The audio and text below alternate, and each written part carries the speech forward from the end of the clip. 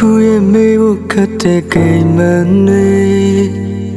ကိုရဲ့ရင်ထဲကချစ်သူလေးလေးနေမတရားရအများကြီးရှိရဲ့ຫນွေမလေးကိုချစ်ကိုစွန့်ပစ်ခဲ့တာနေဝေးလို့သွားရစေသူနဲ့တခုလေးနေကိုရဲ့နေတိုင်းမေးဖို့ခက်နေပဲကိုသိချင်မြတ်နိုးခဲ့တာတွေနဲ့ပတ်သက်ရင်ဒီချစ်တို့ကြောင့်တွေဘဝမှာပြောပါစေအခုဆိုနေတယောက်တည်းတော့ချောင်းနေမလားတွေ့ကောကပြေဟာည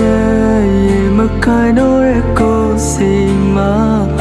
နေတပေါ်လေးပြန်တွေ့တော့နေကိုချစ်ပါတယ်တော့ပင်မင်းရဲ့နေရဲ့နာနာရှိရကိုမဟုတ်ဘူးလေနေပြောခဲ့ဘူးပါလေအချစ်တော်မရှိရင်နေရင်ပတ်တယ်မိရလာ